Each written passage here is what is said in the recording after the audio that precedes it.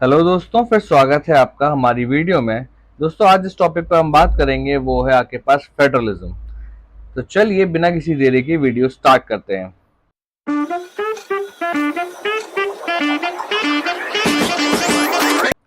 Federalism क्या है? Federalism वो सिस्टम है जहां पर गवर्नमेंट अपनी पावर को डिवाइड कर देती है। यानी आपके पास, जैसे कि अगर हम इंडिया की बात करें, इंडिया के अंदर आप अगर देखोगे तो हमारे पास थ्री टायर सिस्टम है। थ्री टायर सिस्टम कैसे है कि सबसे पहले हमारे पास है सेंट्रल गवर्नमेंट। सेंट्रल गवर्नमेंट के बाद हमारे पास स्टेट गवर्नमेंट, और स्टेट गवर्नमेंट के बाद होती है हमारे पास लोकल गवर्नमेंट। ठीक है, तो यानी state government, central government, state government and local government, सबके पास जो पावर है वो पावर डिवाइडेड है, और सब जो है वो ऑटोनॉमस है। तो यानी फेडरलिज्म वो सिस्टम है गवर्नमेंट का जहां पर पावर डिवाइड होती है सेंट्रल अथॉरिटी के बीच में, और वेरियस कॉन्स्टिट्यूएंट यूनिट जो है कंट्री की, जो कि आगे पास कंट्री को चलाने में हेल्प करती हैं, जैसे कि स्टेट गवर्नमेंट है, लोकल गवर्नमेंट है, और कई जगह पे जो पंचायत है वो आपके पास हेल्प करती है फेडरलिज्म के अंदर। तो फेडरेशन की अगर हम बात करें तो जहां पर दो या दो से ज्यादा लेवल ऑफ गवर्नमेंट आती हैं, उन सारे लेवल ऑफ गवर्नमेंट को जो कि अपनी पावर ऑटोनोमसली इंजॉय करती है, यानी अपनी पावर जो है वो ऑटोनोमस का मतलब है इंडिपेंडेंट, यानी enjoy their power independent of other, यानी उसको किसी दूसरे से परमिशन लेने की जरूरत नहीं पड़ती। लाइक स्टेट गवर्नमेंट को अगर कोई डिसीजन लेना है तो वो सेंट्रल गवर्नमेंट से नहीं लेगी, सेंट्रल गवर्नमेंट से पूछ के नहीं लेगी।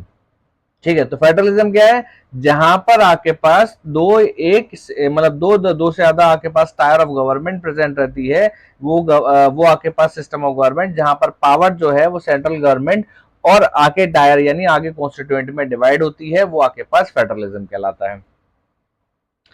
फिर अब हमारे पास फेडरलिज्म के की फीचर्स क्या क्या है। तो पहली बात कि दो और या दो से ज्यादा लेवल ऑफ टायर्स हैं गवर्नमेंट में। जैसे कि मैंने आपको बताया कि सेंट्रल गवर्नमेंट, स्टेट गवर्नमेंट, और आपके पास लोकल गवर्नमेंट या फिर पंचायत।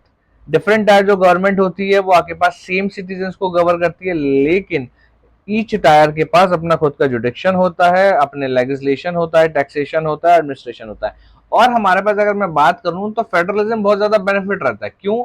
क्योंकि अगर हम बात करें लोकल गवर्नमेंट की, तो लोकल गवर्नमेंट को ज्यादा आपके पास पता होता है कि जो वहां पर रहने वाले सिटीजन्स हैं या फिर जो लोग हैं उनके बारे में ज्यादा नॉलेज होती है लोकल गवर्नमेंट को, as comparison to state government और क्या कहते हैं सेंट्रल गवर्नमेंट और यूनियन गवर्नमेंट। ठीक है, जैसे कि अगर हम बात करें पंचायत में प्रधान जो होता है, तो गांव का जो प्रधान है उसको गांव के जो लोग हैं उनके बारे में प्रधान को ज्यादा पता होगा एज कंपैरिजन टू आपके पास वहां पर सीएम है, यानी स्टेट का जो सीएम होगा उसको तो कुछ मतलब ऑब्वियस सी बात है इतनी सारी जानकारी नहीं होगी। जो प्रॉब्लम्स है, मेन रूट्स जो कॉजेज प्रॉब्लम जो बता रहे हैं, वो आपके पास प्रधान को ज्यादा पता होगी। तो जो डिडक्शन है आपके पास रेस्पेक्टिव लेवल का या फिर टायर ऑफ गवर्नमेंट का, वो स्पेसिफाई करा गया कॉन्स्टिट्यूशन के द्वारा। तो जो एग्जिस्टेंस है, अथॉरिटी हर एक टायर की, वो आपके पास कॉन्स्टिट्यूशन के द्वारा ही गारंटी करा गया है। अब फंडामेंटल जो प्रोविजन है कॉन्स्टिट्यूशन के, वो आपके पास यूनिलेटरली चेंज नहीं हो सकते एक लेवल ऑफ गवर्नमेंट के द्वारा, और सारे चेंजेस के लिए, मतलब उन चेंजेस के लिए आपके पास कंसेंट चाहिए होती है बोथ लेवल ऑफ गवर्नमेंट, यानी सेंट्रल लेवल ऑफ गवर्नमेंट और क्या कहते हैं आपके पास स्टेट लेवल ऑफ गवर्नमेंट ही दोनों मिलकर फैसला लेंगी अगर आपके पास कोई बड़ा चेंज करना आपके पास कॉन्स्टिट्यूशन के अंदर। तो कोर्ट्स के पास भी पावर होती है कि वो कॉन्स्टिट्यूशन को इंटरप्रिटेट करे।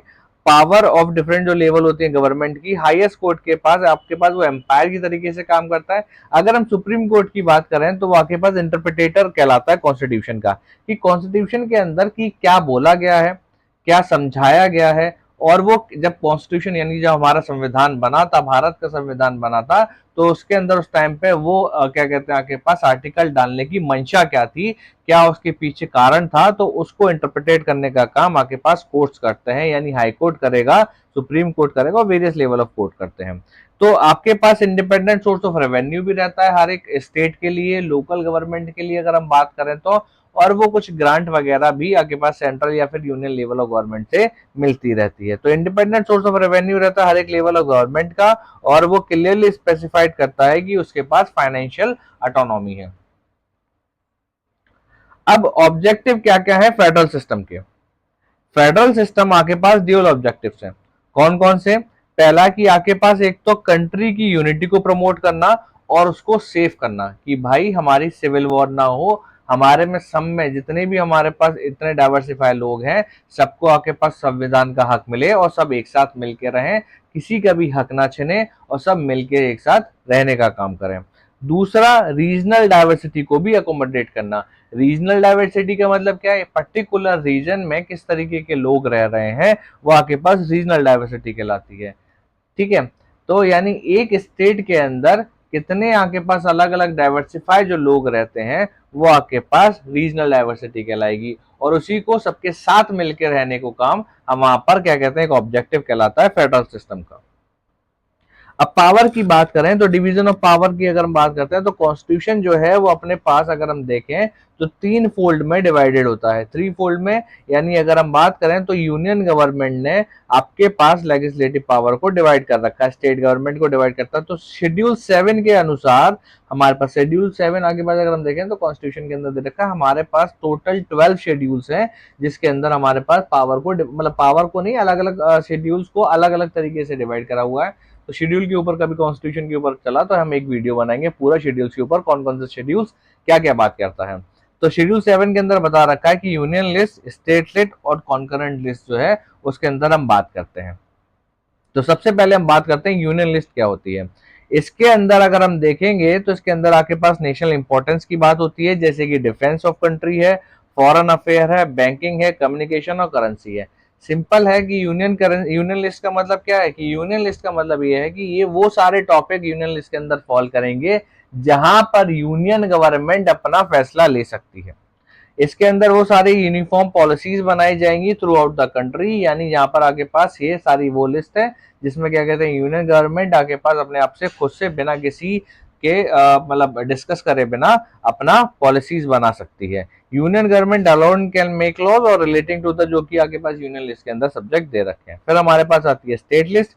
स्टेट लिस्ट वो सारी लिस्ट है जिसके अंदर स्टेट गवर्नमेंट अपने पॉलिसीज बना सकती है बिना किसी रोक टोक के। तो इसके अंदर कौन कौन से सब्जेक्ट आते हैं जो कि लोकल इंपॉर्टेंस की बात करते हैं, जैसे कि पुलिस है, आपके पास ट्रेड है, कॉमर्स है, एग्रीकल्चर है, इरिगेशन, जो कि आपके पास एक स्टेट गवर्नमेंट कंट्रोल कर सकती है, उसके बारे में हम यहाँ पर स्टेट गवर्नमेंट के अंदर बात कर सकते हैं। अब हमारे पास आती है यूनियन लिस्ट। तो यूनियन लिस्ट के अंदर वो सारे सब्जेक्ट हैं जो कि कॉमन है दोनों के लिए, यानी यूनियन लिस्ट के लिए भी और क्या कहते हैं स्टेट लिस्ट के लिए, यूनियन गवर्नमेंट के लिए और स्टेट गवर्नमेंट के लिए, दोनों के लिए कॉमन है। इसमें दोनों ही मिलके आपके पास प्रोविजंस बना सकते हैं। और अगर एक बात, अगर यहाँ पर यूनियन गवर्नमेंट के बीच में और स्टेट गवर्नमेंट के बीच में कहीं ना बीच अगर कहा सुनी हो जाती है, यानी दोनों के ही प्रोविजंस क्या कहते हैं कोइंसाइड करते हैं, तो आपके पास दोनों उसमें क्या कहते हैं आपके पास अगर हम देखें तो यूनियन लिस्ट क्या कहते हैं यूनियन गवर्नमेंट जो है अगर कॉन्फ्लिक्ट हो जाता है तो यूनियन गवर्नमेंट ही प्रिवेल करेगी। तो वो सारे सब्जेक्ट जो कि कॉमन इंटरेस्ट के अंदर आते हैं, यानी यूनियन गवर्नमेंट के बीच में और स्टेट गवर्नमेंट के बीच में, एग्जाम्पल जैसे कि एजुकेशन है, फॉरेस्ट है, ट्रेड यूनियंस है, मैरिज है, अडॉप्टेशन, सक्सेशन वगैरह है, ये सब आपके पास कॉन्करेंट लिस्ट के अंदर फॉल करते हैं। इसके अंदर यूनियन गवर्नमेंट और स्टेट गवर्नमेंट मिलकर आपके पास लॉज बनाती हैं। और जैसे कि मैंने आपको बताया था कि अगर मान लीजिए कॉन्फ्लिक्ट हो जाता है दोनों के बीच में, यानी क्या कहते हैं स्टेट गवर्नमेंट के बीच में और सेंट्रल गवर्नमेंट के बीच में, तो यूनियन लिस्ट की यानी सेंट्रल गवर्नमेंट की ही चलेगी। आई होप आपको वीडियो पसंद आया होगा। Thank you so much for watching the video.